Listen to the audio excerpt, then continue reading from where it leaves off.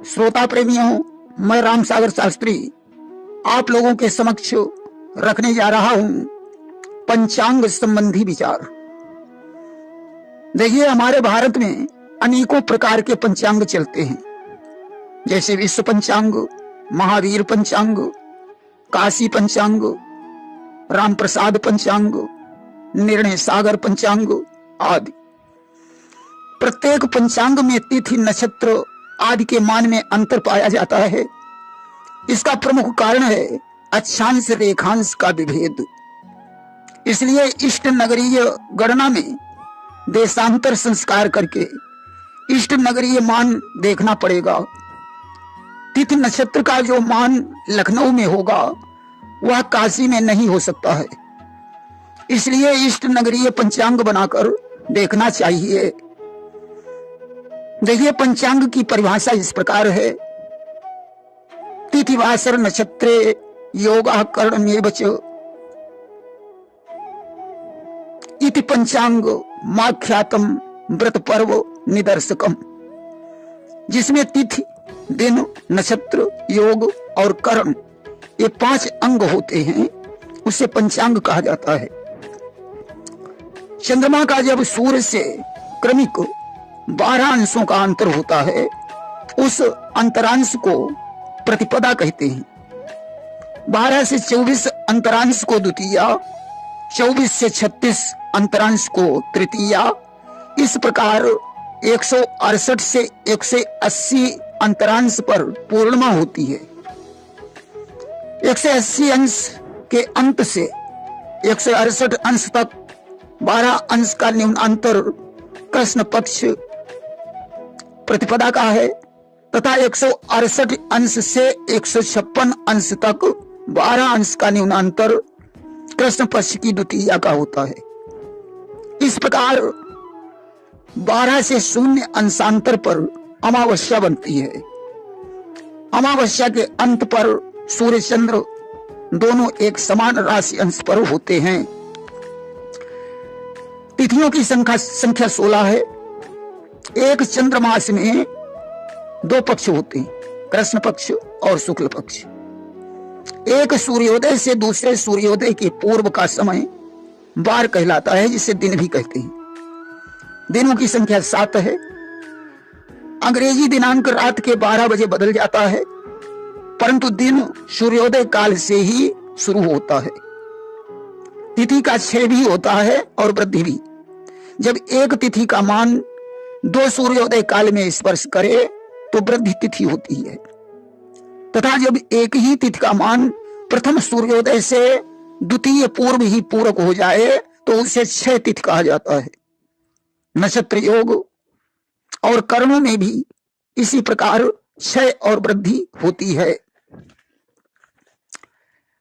आकाश वृत्त 36 अंशों का है, जो 27 भागों में विभक्त करने से 13 अंश 20 कला का एक क्षेत्र नक्षत्र कहलाता है।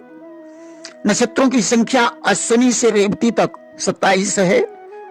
इनमें अभिजित नक्षत्र 28वां नक्षत्र माना जाता है।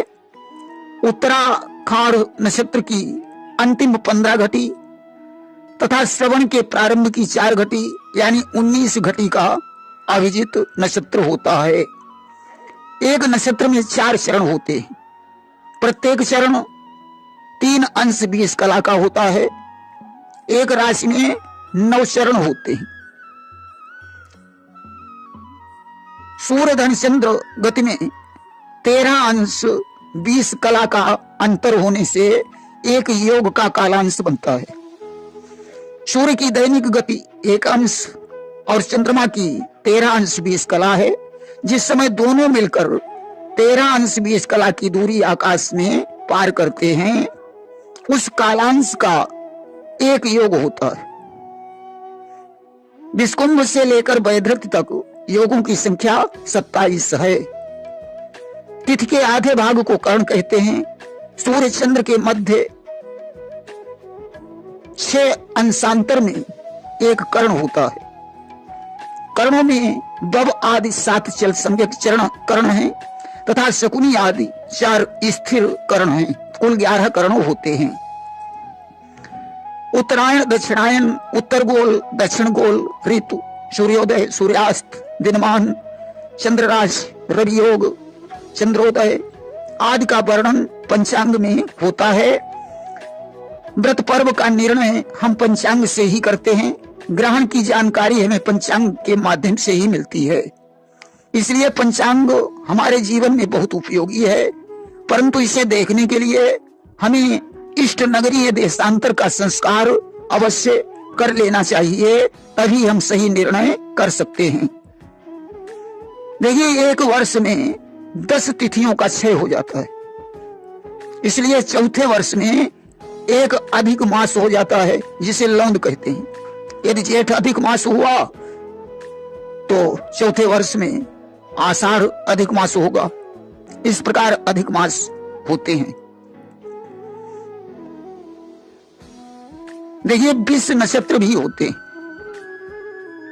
हस्तलेखा कृतिका ज्येष्ठा, मघा विशाखा मूल, स्वान सर्प चंबुक डसे, ते यम हने त्रिशूल। 20 नक्षत्र 6 माने गए। कृतिका, मूल, मघा, विशाखा, अश्लेखा, ज्येष्ठा। इनमें कुत्ता, श्रृगाल, सर्प, बीछी आदि जंतु काटे तो जहर अधिक चढ़ता है। शुभ कार्यों में ये नक्षत्र त्याग देने चाहिए। देखिए, पंचक के 5 नक्षत्र हैं, धनिष्ठा से रेवती तक। इनमें काष्ठ का काम, छत डालना, छानी छप्पर का काम तथा दक्षिण दिशा की यात्रा वर्जित है। 6 नक्षत्र मूल संज्ञक हैं, अश्विनी, ज्येष्ठा, अश्लेखा, मघा, मूल और रेवती। देखिए, ज्येष्ठा, अश्लेखा, रेवती इन नक्षत्रों के अंत की 2 घड़ी तथा मूल, मघा, अश्विनी इन नक्षत्रों के आदि की 2 घड़ी गणांत कहलाती है, तथा ज्येष्ठा नक्षत्र के अंत की 2 घड़ी और मूल नक्षत्र के आदि की 2 घड़ी अभुक्त मूल कहलाती है। ऐसा नारद जी ने कहा है। वहीं वशिष्ठ जी ने ज्येष्ठा के अंत की 2 घड़ी को ही अभुक्त माना है। अंगिरा ज्येष्ठा के अंत की और मूल के आदि की 1 घड़ी को ही अभुक्त मानते हैं। कुछ आचार्य ज्येष्ठा के अंत की 6 घड़ी तथा मूल के आदि की 7 घड़ी को अभुक्त मानते हैं। अभुक्त में काफी मतांतर पाया जाता है। देखिए, अभुक्त मूल को जन्म लेने वाले बच्चे का त्याग कर देना चाहिए, ऐसा शास्त्र में लिखा है, अथवा 8 वर्ष तक उसका मुंह नहीं देखना चाहिए। माघ, आषाढ़, कुंवर, भादव में मूल का वास आकाश में होता है। कार्तिक, श्रावण, चैत्र, पूष में पृथ्वी पर, फागुन, ज्येष्ठ, अगहन, वैशाख में पाताल में वास होता है। पृथ्वी पर के मूल विशेष दोषकारी होते हैं। इनका शुभाशुभ मूल वृक्ष बनाकर भी कहा गया है।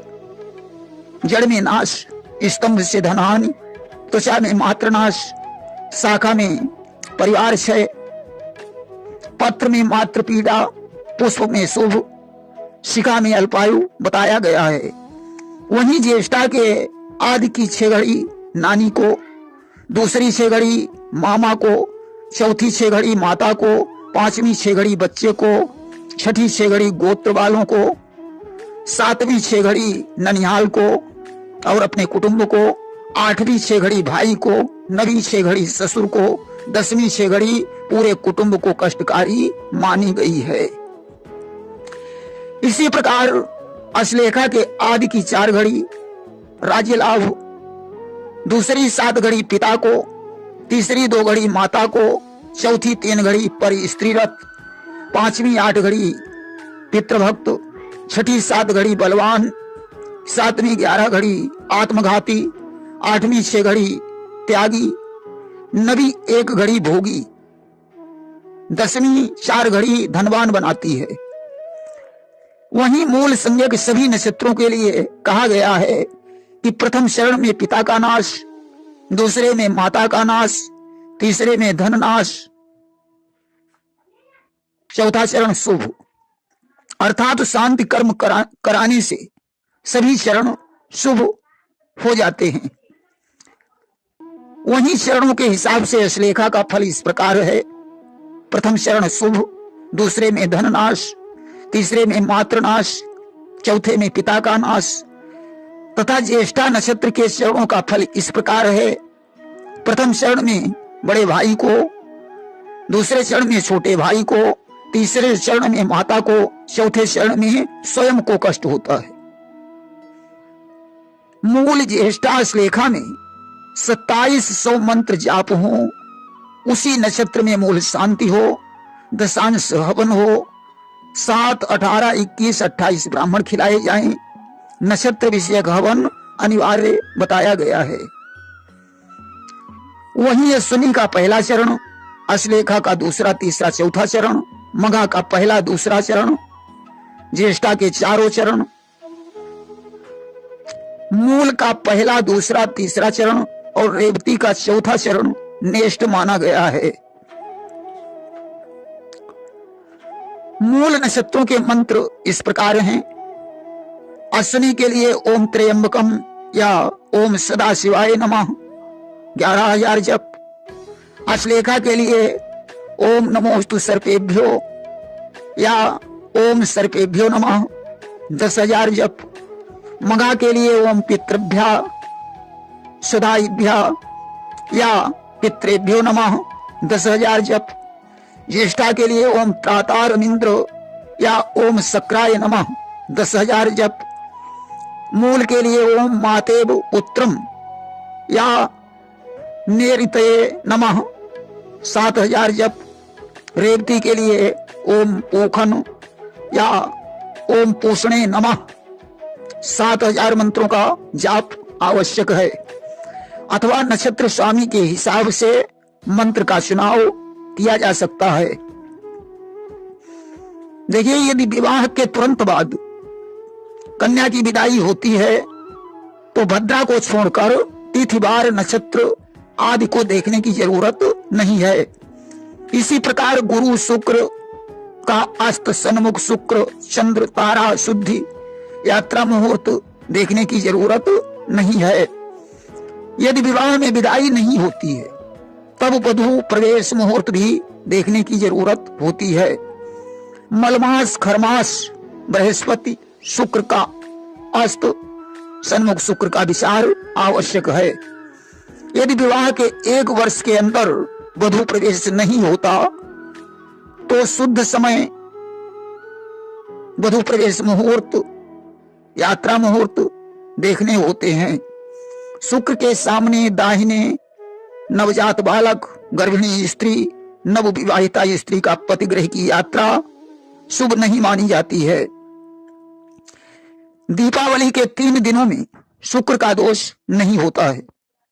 भ्रव, अंगिरा, वत्स, वशिष्ठ, कश्यप, अत्रि, भरद्वाज गोत्र वालों को सन्मुख दोष नहीं होता है। रेवती से कृतिका के प्रथम चरण तक दोष नहीं माना जाता है। पति के साथ ससुराल जाने में भी दोष नहीं माना जाता है। एक ही गांव या नगर में जाने से दोष नहीं माना जाता है। आवश्यक परिस्थितियों में जाने से दोष नहीं होता है। देखिए, वधू का प्रवेश विवाह के दिन से 1 से 12 या 14वें दिन शुभ है, अथवा 1, 3, 5, 7, 9, 11 इन मास में या 1 वर्ष के अंदर शुभ बताया गया है।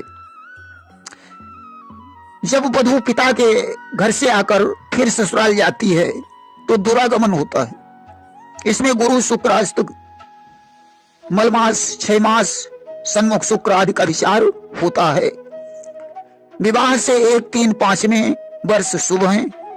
मेष, वृश्चिक, कुंभ की संक्रांति शुभ है। रविवार, मंगल को छोड़कर शेष दिन शुभ है। शुभ नक्षत्रों का अवलोकन करें। पति को चंद्र, गुरु, सूर्य की शुद्धि हो या केवल सूर्य शुद्धि हो। कन्या का 12वां चंद्रमा न हो। वृष, मिथुन, तुला, कन्या, मीन लग्न शुभ माने गए हैं। देखिए, लंबी यात्रा के लिए उषा काल में पूर्व, गोधूल काल में पश्चिम, अर्धरात्रि में उत्तर, मध्याह्न काल में दक्षिण की यात्रा नहीं करनी चाहिए। कौवे का मस्तक पर स्पर्श यदि हो जाता है तो धन नाशक, मरण और कलहकारी माना जाता है। कमर कंधे का स्पर्श भी अशुभ होता है। स्त्री के मस्तक स्पर्श से पति पुत्र के लिए हानिकारक माना जाता है। किसी कारणवश स्पर्श हो तो कोई बात नहीं। काक मैथुन देखने से 6 मास में मृत्यु तुल्य कष्ट, इच्छित कार्य का नाश होता है। इसके लिए क्या करना चाहिए? उड़द के आटे की काक प्रतिमा बनाकर मिट्टी के बर्तन में स्थापित कर उड़द, चावल, घी, मिठाई नैवेद्य चढ़ाना चाहिए। देखिए, प्रत्येक राहु काल 9 मिनट का होता है। इसमें शुभ 90 मिनट का, प्रत्येक राहु काल 90 मिनट का होता है। इसमें शुभ कार्य वर्जित माना जाता है। देखिए, ग्रहण के सूतक काल में मूर्ति छूना, खाना पीना, मैथुन, निद्रा, तेल मलना, झूठ कपट, व्यर्थ विवाद, मलमूत्र का त्याग, नाखून काटना तथा सोना भी वर्जित है। वृद्ध, रोगी, बालक, गर्भिणी को भोजन, दवा लेना वर्जित नहीं है। गर्भिणी को सब्जी काटना और कुछ सेकना वर्जित माना गया है। सूखे पदार्थ दोषी नहीं होते हैं।